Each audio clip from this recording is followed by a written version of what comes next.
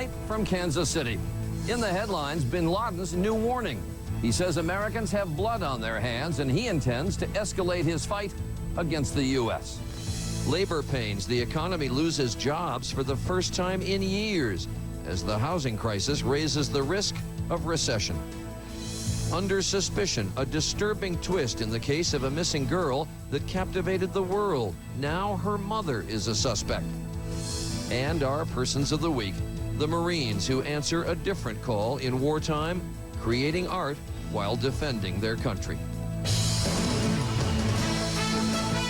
From ABC News, this is World News with Charles Gibson, reporting tonight from Kansas City.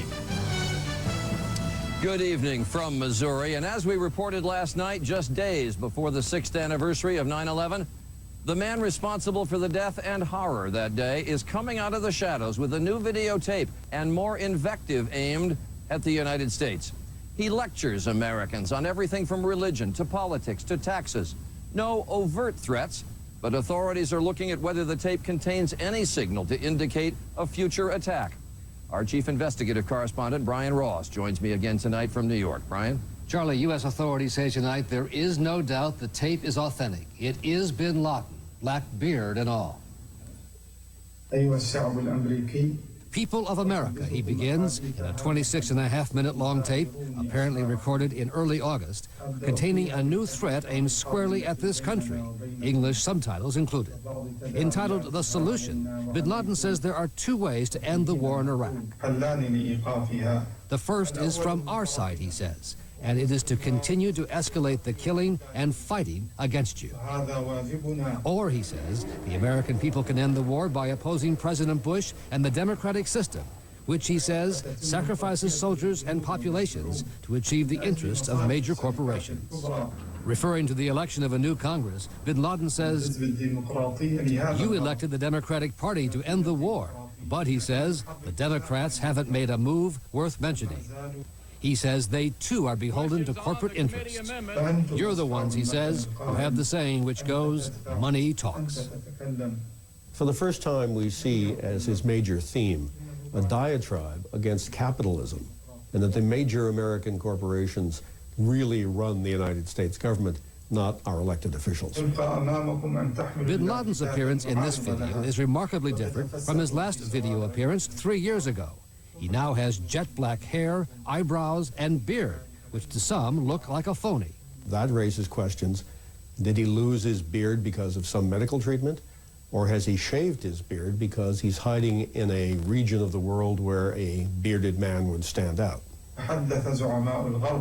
Bin Laden makes several references to a range of recent world events. The new French president, the U.S. subprime mortgage crisis, the August anniversary of the Hiroshima atomic bomb, even a July report carried on ABC News and British television about a U.S. soldier in Iraq complaining about U.S. politicians. Who don't know what they're doing. Perhaps, says bin Laden, his message will find you in an attentive ear so you can rescue him and others in Iraq. And closes by urging Americans to embrace and join Islam, pointing out that there are no taxes under Islamic law. Charlie, it's almost as if it had been written by someone very familiar with American issues and concerns, perhaps the former Californian Adam Gadon, who is now al-Qaeda's top propaganda chief. Brian Ross back in New York reporting tonight. Well, there are people within the U.S. government who would agree with one of bin Laden's statements that America is still vulnerable. 6 years after 9/11, two reports looking at the Department of Homeland Security find that commercial airliners are not as safe as they could be, and that U.S. intelligence agencies are not sharing as much information as they should be. Tonight, the secretary of that department is responding to those reports and to the bin Laden tape. Here's ABC's Pierre Thomas. Yes, yeah. Tonight, the Homeland Security Secretary said Osama bin Laden is engaged in a propaganda war. Well, I think that these tapes are always propaganda. They're designed to affect how Americans feel and to influence us and to, frankly, terrorize us. But Chertoff said the government is taking no chances with the tape. Is there a message in it? Is it a hidden message or an overt message? Chertoff said without more specifics, he does not plan to raise the threat level. But he repeated his warning that the nation faces a heightened threat from a resurgent al-Qaeda. Today, the director of the CIA issued a similar warning. our analysts assess with high confidence that al-Qaeda's central leadership is planning high-impact plots against the American homeland.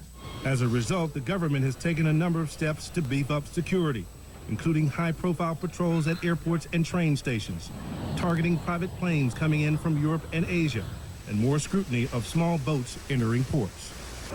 But as the 9/11 anniversary nears, two stinging reports raise serious questions about the government's ability to protect those who fly and its ability to make sure all agencies are sharing information about terrorism suspects. The Department of Homeland Security's own internal review found huge holes in the government's ability to keep bombs out of commercial airplane cargo holds. The report warned of too few inspectors and called screening regulations vague.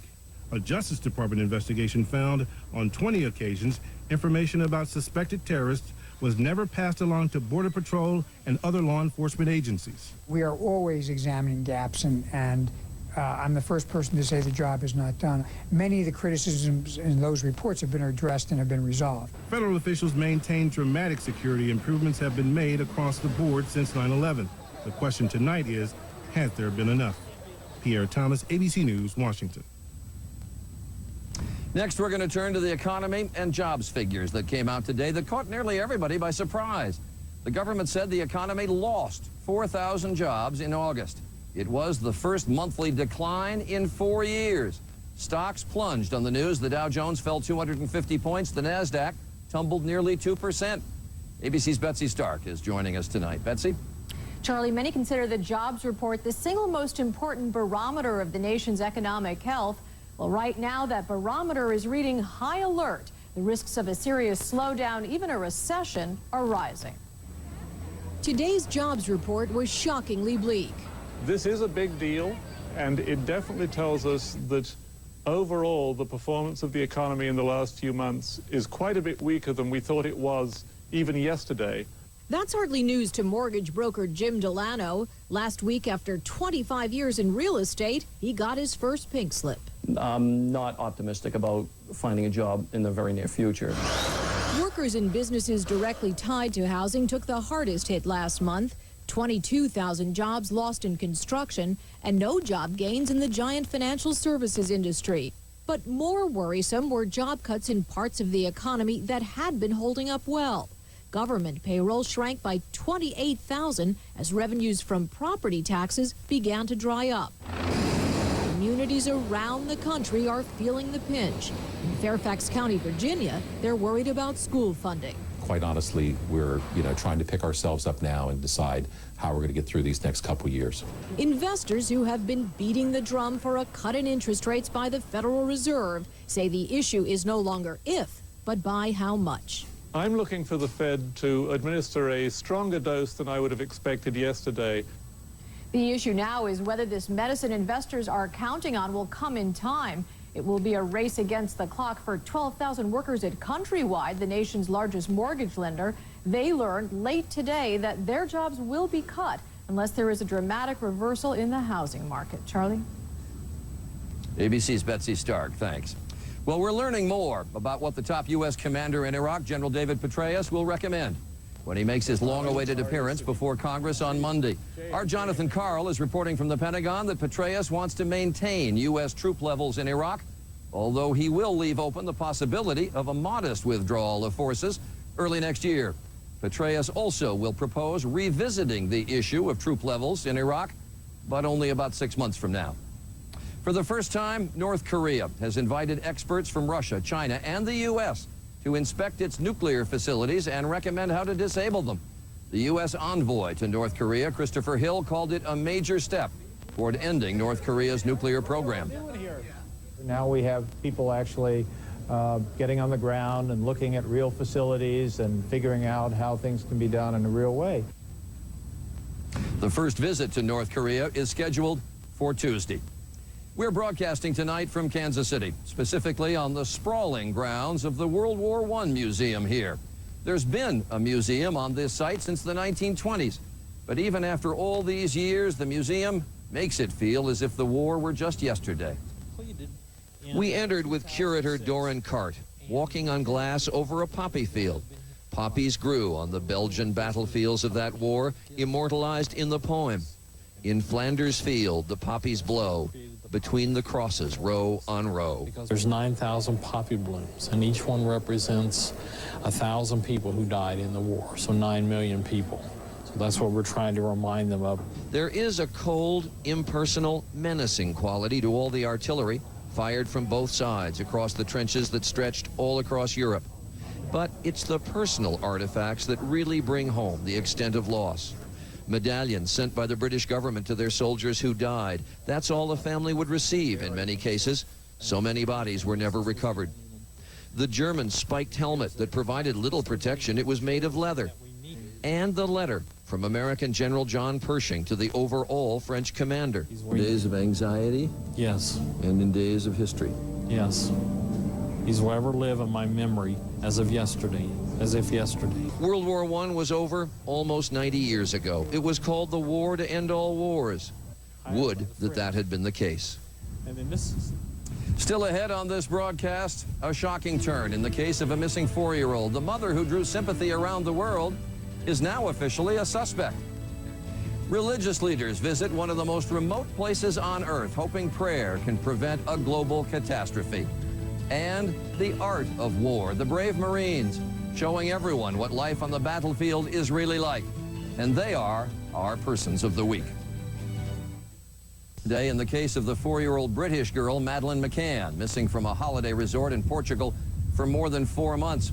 Portuguese police are now saying the girl's mother is a suspect following the discovery of new evidence. Here's ABC's Nick Watt. Kate McCann was jeered when she arrived at a Portuguese police station today for questioning. A radical shift for this woman who had generated huge sympathy during an extraordinary global media campaign to find her 4-year-old daughter. Please continue to pray for Madeleine. She's lovely. If you have seen this little girl... Celebrities including David Beckham and J.K. Rowling joined the effort. The McCanns even met with the Pope.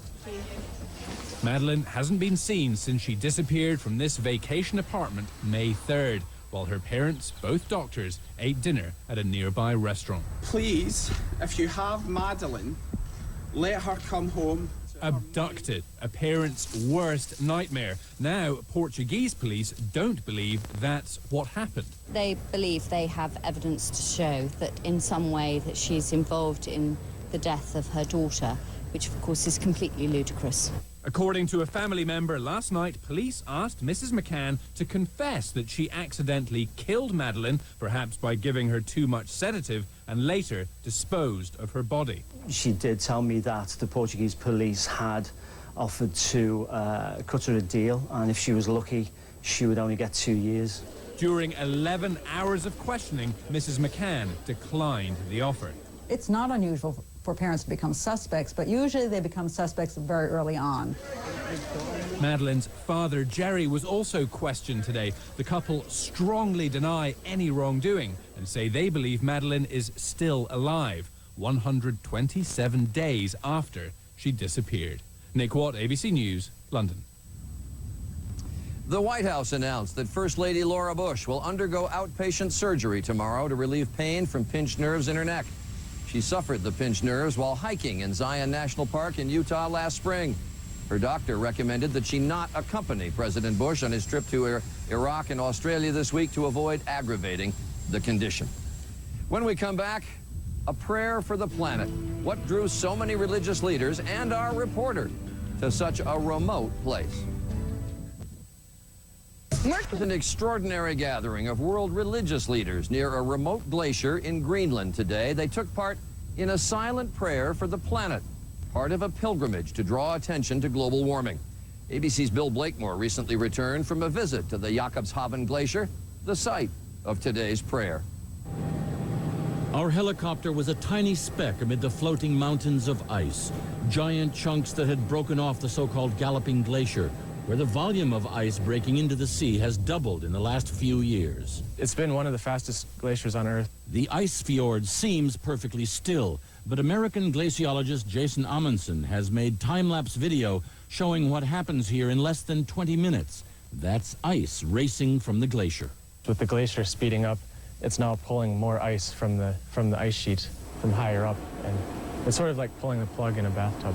The big question scientists are now asking, especially since the Jakobshavn Glacier and others like it around the edge of Greenland have sped up so much in the past 3 years, is whether this is the beginning of what they call a collapse of the entire Greenland ice sheet. That would be a calamity for hundreds of millions of people around the world. Here's why.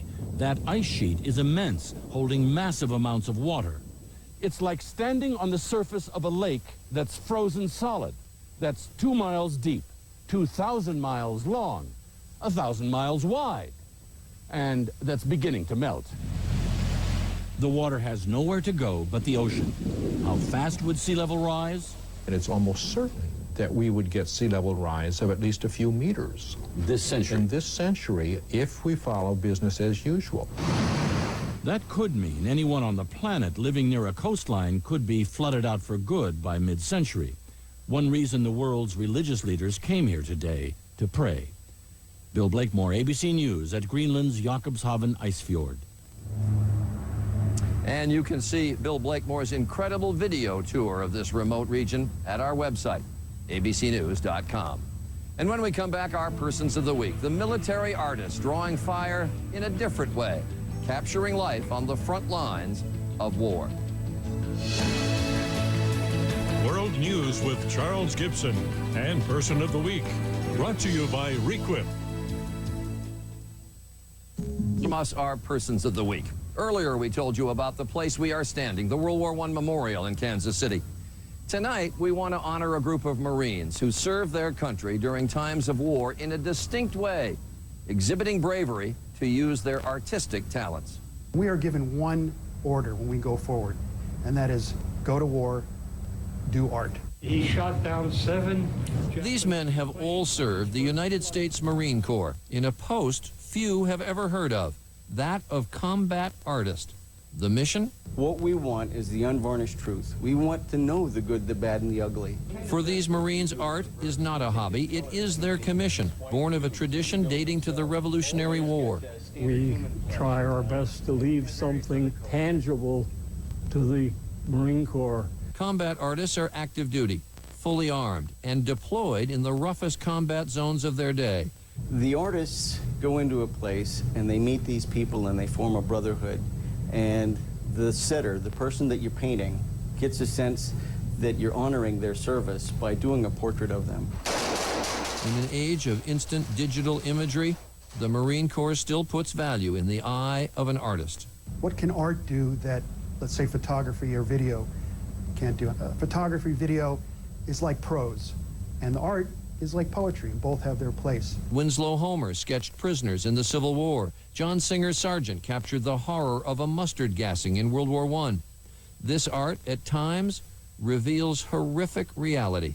The artists have not been told, especially when you go do field art, combat art, subject, content, it's really left to our artistic intuition what we do. We're not censored.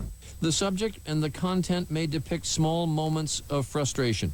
A soldier playing chess in a sandstorm in Iraq, or acts of everyday valor, soldiers on patrol picking their way down a mine-riddled road in Afghanistan.